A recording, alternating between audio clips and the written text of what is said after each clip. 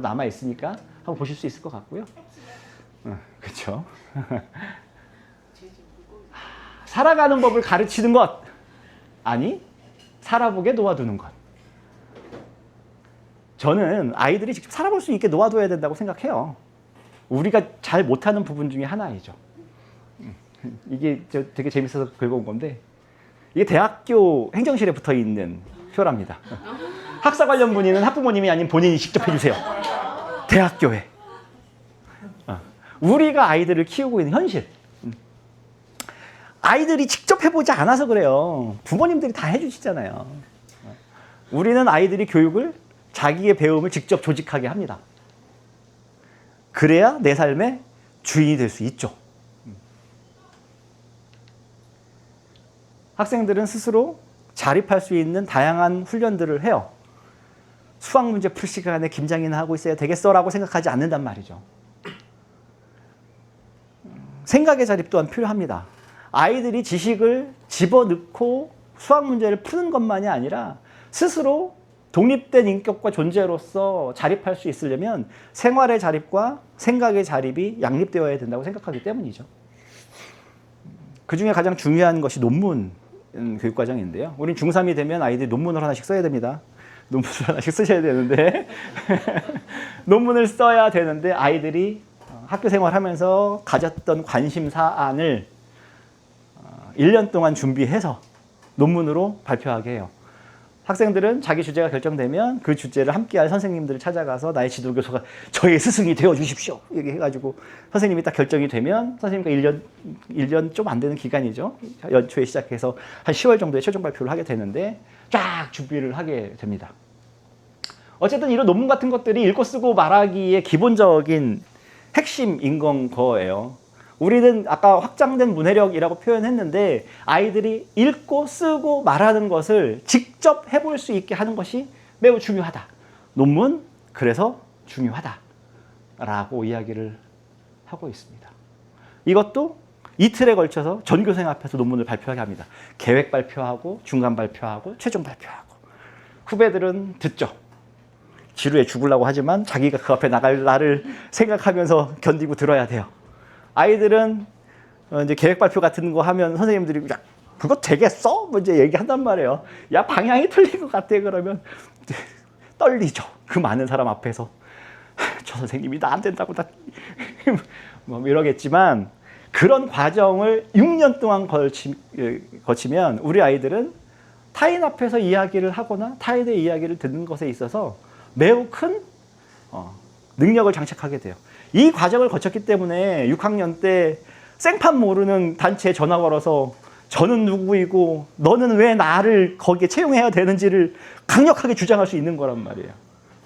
네가 나 안 쓰면 넌 사회적 책무를 다하는 게 아닐걸? 뭐 이런 얘기를 해야 된단 말이에요. 그래야 그 사람이 마음이 동해서 없는 자리 책상도 하나 만들어줘야 되고 오면 사람 하나 붙여갖고 야, 얘 좀 어떻게 해봐라 하고 가르치기도 해야 되고 만들어 놓으면 다시 손봐야 될 일이 있을 수도 있는 그것을 한번 역할을 맡겨보기도 하고 그렇게 되는 건 거잖아요. 아이들은 나를 주장할 수 있게 성장합니다. 이제 제가 되게 시간을 많이 쓰고 있네요. 짧게 가야 되는데 이제 학생 자치 중요하죠. 저도 잘 모르겠어요. 저 학교 다닐 때는 제가 나름 뭐 이것저것 뭐 어떤 회장 같은 것도 좀 해보고 했는데 한 게 아무것도 없는 것 같아요. 실질적으로 나에게 있었던 권한이 있었나? 뭐 전체 애들 앞에서 이렇게 뭐 전체 차려 열중시켜 구호 같은 거 한 번도 외쳐봤나? 뭐 실질적인 역할이 아무것도 없어요. 그거는 학생 자치가 아니죠. 지금은 어떤지 모르겠어요. 요즘에 학생회장 같은 거 하면 대학 가는데 유리하다고 그러면 좀 하는 친구들 있나? 그래요? 아무튼 우리 학교에서는 학생들에게 음주흡연 폭력을 제외한 나머지 모든 것들은 학생 자치에 스스로 결정할 수 있게 만들어 놓는 시스템이에요. 대부분의 결정은 가족회의라고 하는 일주일에 한 번 금요일 오후 시간에 있는 전체 회의고요. 이 회의는 1학년 신입생도 한 표, 교장도 한 표. 학생 100명, 교사 20명. 투표로 결정합니다. 대부분의 것을. 아주 중요한 결정부터 아주 사소한 결정까지 모든 것들을 학생들이 스스로 결정하게 하죠. 아주 사소한 거, 현관의 슬리퍼를 어디서부터 벗을 것인가. 뭐 아주 사소하지만 아이들에게는 되게 중요할 수 있어요. 조금 더 심각해지면 밤에 라면을 먹을 수 있게 할 것이냐 말 것이냐. 기숙사에서. 심각하죠. 부모님들 초미의 관심사. 라면이 풀릴 것이냐 안 풀릴 것이냐. 건강상 저거 풀리면 안 되는데 잘 안 풀려요. 애들도 지내 몸은 중요하거든요. 요즘 학교의 고민. 핸드폰 사용 시간을 도대체 어디서부터 어디까지로 할 것인가. 지금 현재의 핸드폰은 아침에 등교해서 아침 먹을 때 핸드폰은 끄고 저녁 먹을 때까지 안 켜고 저녁 먹을 때 되면 다시 킬 수 있어요. 그래서 밤에 쓸 수 있어요. 학교에서는 이거 좀 들써 조금만 더 줄였으면 좋겠는데 조금만 더 줄였으면 좋겠었는데 한 11시 정도에 끊어주면 좋겠는데 뭐 하여튼 여러 가지 안들이 있는데 학생회장과 끊임없는 물밑 접촉을 하고 있고요. 잘 보이시겠네요. 근데 이제 학생회장도 이 부분에 있어서 얘도 알아요. 이게 섣불리 안건으로 올라갔다가 역효과만 맞는다. 한 2번 시도했었거든요. 학교에서. 조금 줄이자. 근데 그때는 좀 과격했지. 아예 쓰지 말자. 했다가 거의 뭐 하여튼 아주 아슬아슬하게 부결된 경험도 있고 올해 다시 한번 이거를 조금 좀 완화시켜서 해볼까 싶기는 한데 고민스러운 지점이기는 해요. 학생들에게 충분한 자치 역량을 주는 것 되게 의미 있고 좋아요. 근데 학생들에게 그러니까 이제 내가 무슨 생각을 했냐면요. 아까 처음에 음주흡연 폭력은 학칙에서 금한다고 되어 있잖아요. 97년에 우리 학교가 만들어졌잖아요. 그때는 핸드폰이 이렇게 심각하지 않았어요. 그다음에 그때는 핸드폰은 언제나 표결을 붙여도 부결됐어요. 핸드폰 사용 자체가 안 됐었거든요. 우리 학교에서. 굉장히 오랫동안 핸드폰 사용이 부결이 되고 왔었었는데 제가 간대학교 20년 조금 넘게 있는데 그 상반기에 대부분 아이들이 핸드폰을 쓰지 않았어요. 근데 스마트폰이라는 스티브 잡스를 욕해야 되나? 하여튼 걔가 등장하고 나서 정말 그 당시에 그냥 전화만 되던 전화기 시절에도 전화기를 쓰고 싶다고 도전했던 도전자들이 꽤 있었어요. 학생들 중에. 핸드폰은 학생의 기본권이 아닌 막 했던 친구들이 꽤 있어갖고 매우 강력한 도전들이 있었지만 학교 내에서 아주 가볍게 이겼거든요.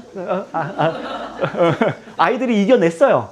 그런데 스마트폰은 저도 그때의 그 가족 회의가 생각이 나는데 그러니까 단순히 하루에 그 표결로 끝나지 않아요. 그런 걸 할 때는 그 전에 한 달, 2달 정도 하는 뭐 공청회도 하고 의견도 하고 부모님들 뭐 다 한단 말이에요. 할 건 다 해.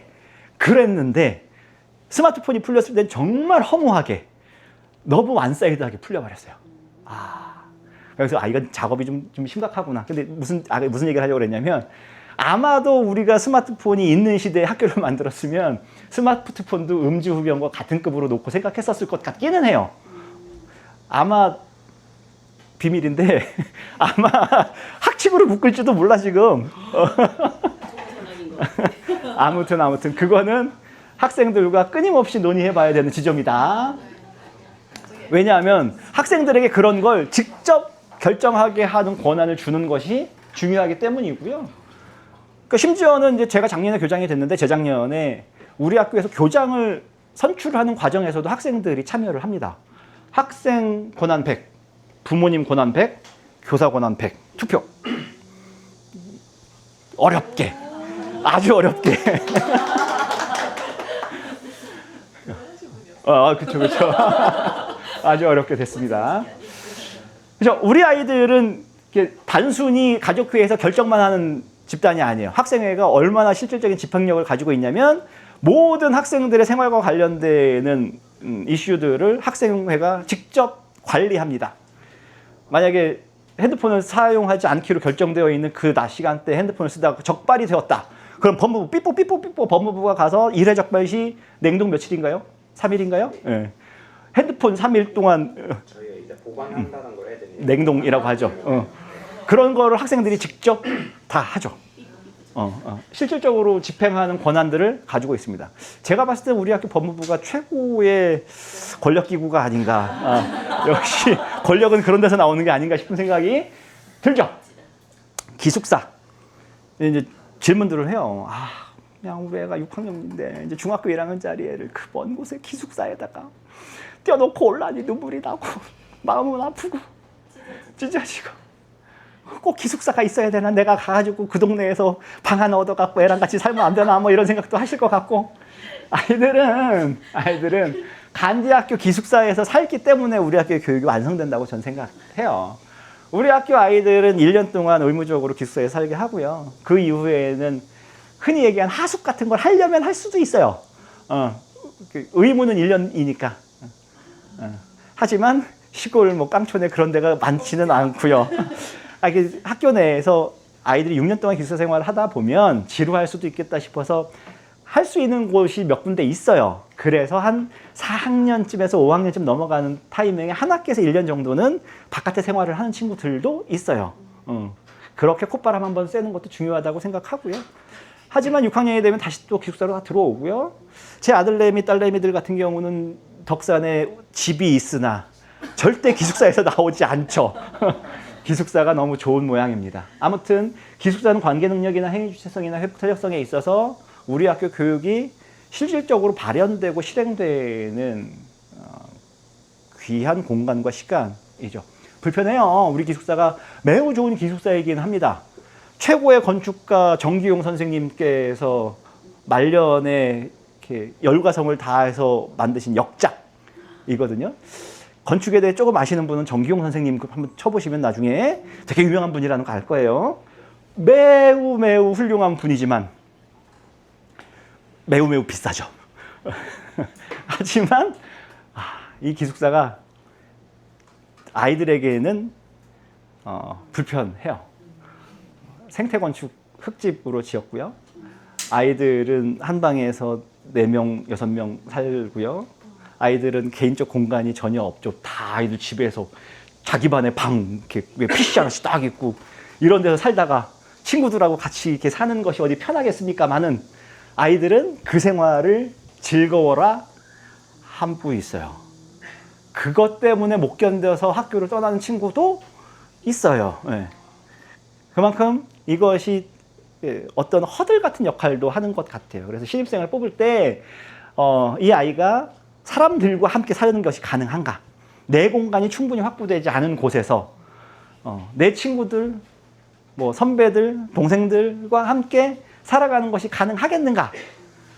적어도 시도와 도전은 가능하겠는가? 살아보면 사라지거든요.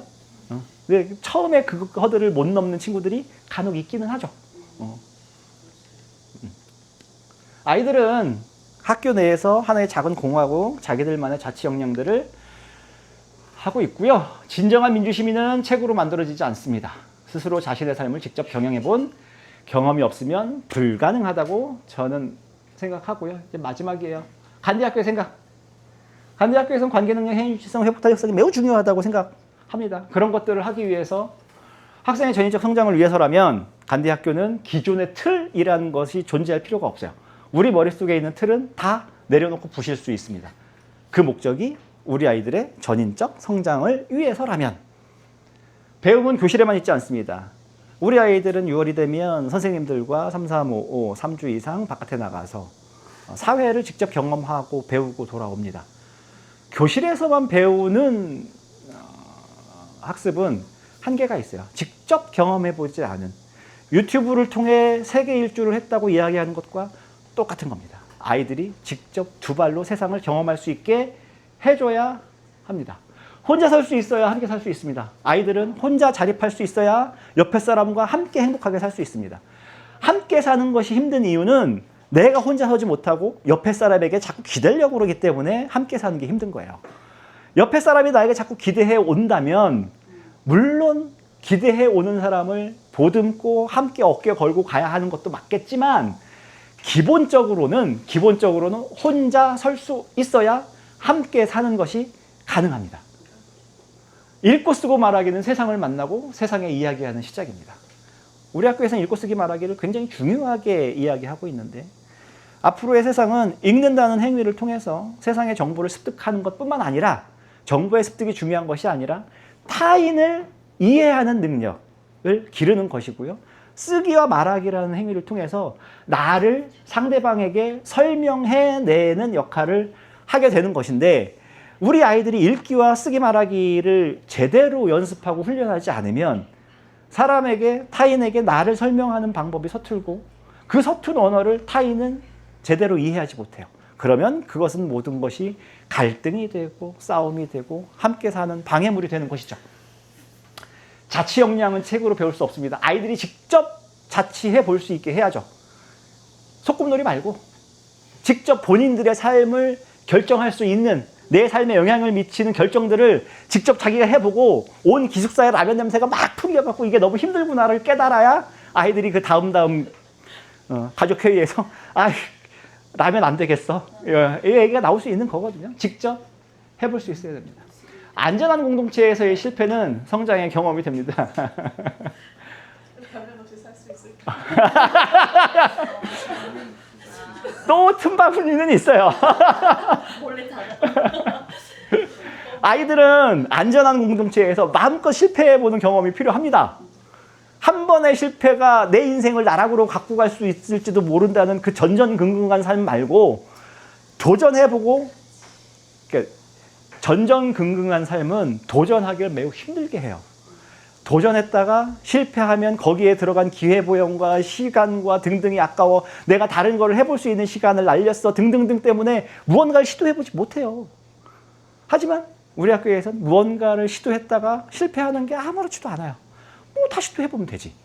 이런 경험이 축적되고 반복되어야 아이들이 성인이 되어서도 무언가를 새롭게 도전해보고 그 도전에서 실패가 낙담이나 회복 불가능한 낙오로 흐르지 않고 새롭게 다시 해보면 되지 라고 편하게 생각할 수 있는 거죠. 함께 있을 때 행복한 사람이라는 것을 스스로 알아야 돼요. 함께 있을 때의 행복을 느낄 수 있어야 혼자 있을 때도 행복한 거죠. 사람들이 함께 있는 것에 행복을 느끼지 못한다고 하면 뭐 외롭잖아요. 부모님들이 한참까지 같이 있을 수 있는 것도 아니고. 지구를 사랑하는 사람이 자신도 사랑할 수 있습니다. 마지막으로 제가 되게 좋아하는 글인데요. 신영구 선생님의 책에 실려있는 민영규 시인의 선생님의 시예요. 한번 읽어볼게요. 북극을 가리키는 지남철은 무엇이 두려운지 항상 바늘끝을 떨고 있다. 잠깐, 지남철이 뭔지 알아? 모를 수 있겠다 싶은 생각이 들어서 지남철, 자석인데 나침반에 그 안에 이게 지남철이 자석인 거 알지? 이제 그 얘기야. 항상 바늘끝을 떨고 있다. 여윈 바늘끝이 떨고 있는 한 우리는 그 바늘에 가리키는 방향을 믿어도 좋다. 만일 그 바늘끝이 불안한 전율을 멈추고 어느 한쪽에 고정될 때 우리는 그것을 버려야 한다. 이미 지남철이 아니기 때문이다. 저는 이 글을 저한테도 부모님들한테도 꼭 들려드리고 싶은 글인데, 간디 학교의 교육 과정과 교육 방향과 방침은 일정한 지향이 있어요. 북쪽을 향하고 있죠. 그건 진리에 대한 우리 간디 선생님의 순전한 추구와 똑같아요. 하지만 그 방향이 옳다고 생각하고 있지만 그 바늘끝을 파르르 떨리는 지남철처럼 우리의 가는 길이 옳은가, 맞는가, 틀리진 않을까에 대해서 끊임없이 다시 한번 숙고하는 과정이 지남철의 떨림이라고 저는 생각합니다. 우리가 그렇게 떨리면서도 그 북쪽을 지향하고 있기 때문에 간디가 30년 동안 크게 틀리지 않은 길을 밟고 여기까지 왔다고 생각하고요. 부모님들에게 이 글을 읽어주고 싶은 이유는, 부모님들이 이 자리에 앉아 계신 이유가 내 아이를 어떻게 키우고 가르치는 것이 잘하는 것인가에 대한 끊임없는 숙고여야 된다고 생각하기 때문이에요. 믿습니까? 잘하셨고요. 부모님들 그렇잖아요. 지금 이 자리에서 이 얘기를 듣고 있을 게 아니라 어디 학원에서 개최하고 있는 뭐 입시 설명회 같은 걸 듣고 있어야 될지도 모르는 거잖아요. 하지만 저는 거기에 계신 분들이 나쁜 사람들이라고 생각하지는 않지만 이미 그 흔들림을 멈춘, 그 떨림을 멈춘 지남철이라고 생각해요. 이미 그분들은 고정되었습니다. 고정되어진 그 방향이 옳은지 틀린지에 대해 숙고하지 않아요. 우리에겐 그 끊임없는 숙고와 고민의 과정이 필요하다고 생각합니다. 이상 마치겠습니다.